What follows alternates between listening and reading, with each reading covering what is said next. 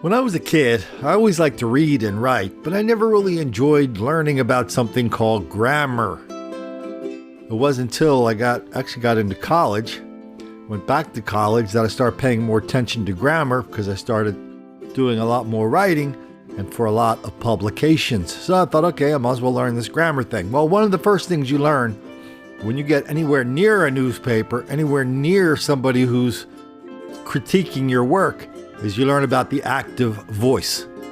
That is the most powerful way to talk and to write. Example, I ate a hot dog.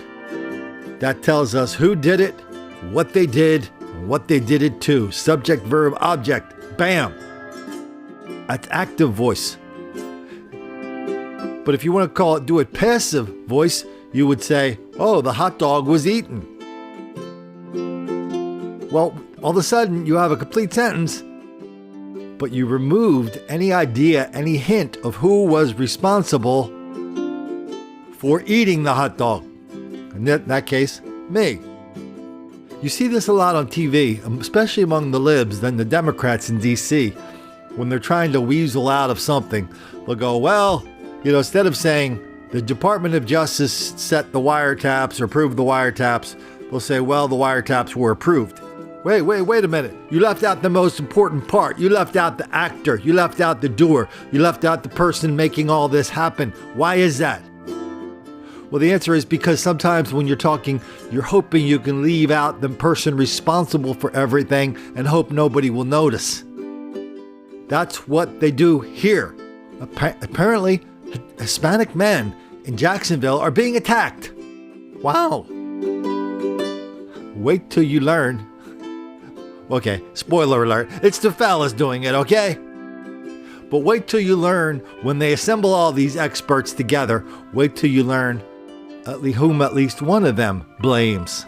A neighborhood crime alert. There's been a pattern of armed robberies on the south side in recent days, and all of the victims are said to be Hispanic men. Here's a look at a map of where they've been reported, and in each case, the crooks made off with their cash. Jennifer Scott Johnson is looking into this neighborhood crime alert since Saturday. He's joining us live on the south side. Scott, pretty scary stuff. Very scary, Tarek. This is one of the apartment complexes. One of the robberies happened here on Powers Avenue. In the case, they pushed the guy to the ground, start wailing on him with hammers and guns, all to get wads of cash that they know these guys have on them. News4Jax has found 3 reports so far on the south side where a gun and hammer were used. Take this case at this apartment complex on Powers Avenue. An attacker hit him in the head approximately 4 times with a hammer while telling him, be quiet, keep it down, and give me the money. Then in another case on Barnhill Drive, struck the victim 3 times with a large metal hammer. They're walking out on this road with a lot of cash. Yeah, that's because they don't have social security numbers. All of them are not legal. I met up with News4Jax crime analyst Gil Smith in an area where a lot of immigrants live near Southside apartment complexes. He says these immigrants can be targets because they often get paid in cash. The criminals are assuming that they're not legal, so then they can go ahead and rob them and know that they may not report this. I'm sure this is a very underreported crime. They know it. And they target these individuals. Rebecca Black is a local immigration attorney. She's not surprised by the hesitation to talk to police. They're afraid now even though there's programs in place to protect them, they're really terrified to go to local law enforcement and say these bad things are happening. I've also learned 2 more Southside cases we already reported this weekend could be linked. First, there was the shooting Friday night on Barnes Road. No hammer was used, but that robbery victim was Hispanic. Also Friday night at the Countryside Village Mobile Home Park on Beach Boulevard, a Hispanic man was shot, and the attacker asked, where's the dinero? And so investigators trying to solve these variety of crimes. If it is the same person or group of people, can't say for sure. But if you know anything, call Crime Stoppers at 1-866-845-TIP. So the immigration attorney, Rebecca Black, she's got it all figured out. We've been writing about this, black on targeting Hispanics for a long time. It's a white girl bleed a lot, don't make the black kids angry. That's why I always think it's weird when I see people on TV talking about people of color. There are many, many places in this country, prisons being number one on the list, where the fellas and the amigos They don't get along. And we document lots and lots of places in this country where immigrants are nothing but targets for the fellas. The fellas are targeting Hispanic people. There, that's active voice. Fellas target Hispanics. Oh, the Hispanics are being targeted. Oh, wait a minute. Who's targeting them? Targeting what, Colin? No, who's targeting those Hispanics? Well, I don't know, Colin. No, you know. You just won't tell us. You know, I used to do a radio show with my brother. And, my brother's a very smart guy. He spent his whole life in Wilmington, and he spent his whole life hanging around with the people who run this town. People who ran, the people who run this town into the ground. What's now called Murder Town, USA. Lots of burglaries, lots of assault, lots of robberies, lots of murders. And when somebody's walking up and down your street breaking into cars, you call the cops and they go, well, we're not going to send you to anybody out there. If you don't really like that, you should move. And I'm not kidding. And so my brother and I did this talk show, and that was the constant theme of the show is when we talked about local stuff, which is, hey, how did you and your buddies ruin this town? My brother would look at me and go, well, I don't know what you're talking about.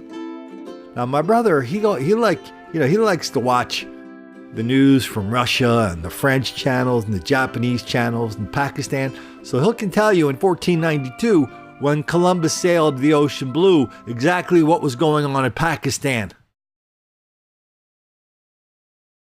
But when you ask him what his buddies are up to here in this town, he looks at it and you go, what? What are you talking about? I don't have any idea what they're up to. I don't know. Well, didn't you help get them elected? Well, yeah. What are they up to now? Why are they ruining the town? Well, I don't know, Coles. And so we get all these experts. We get the reporter.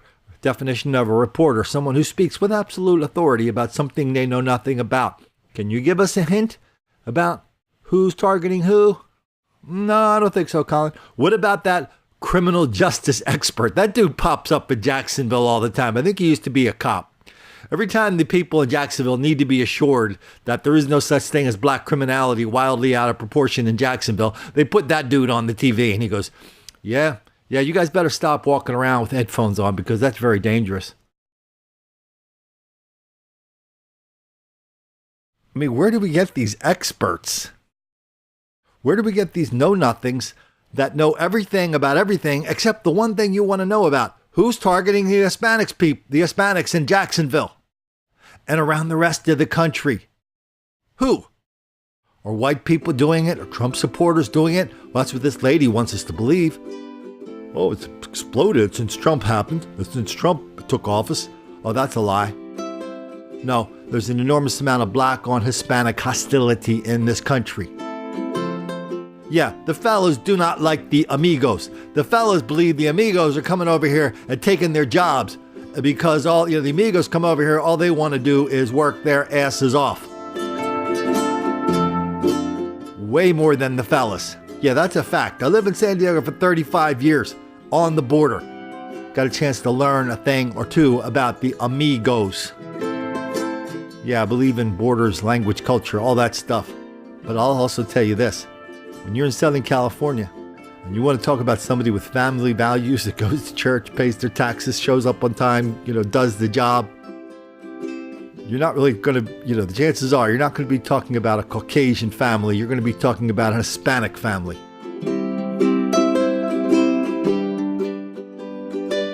And you're not going to hear stories about Hispanics targeting black people for robbery.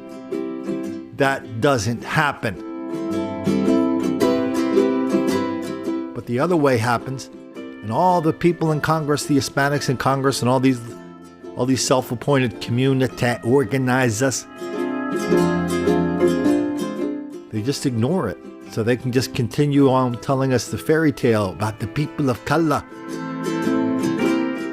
How they're victims of white racism. All the people of color are, because the Hispanics and the blacks, we're all just the same, aren't we? We're all just victims, aren't we? We're victims of white racism, aren't we? And everybody knows to stay on that story, because the second you deviate from that story, the second you deviate from the truth,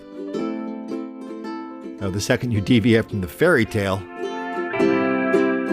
you're just going to make a whole lot of black kids angry.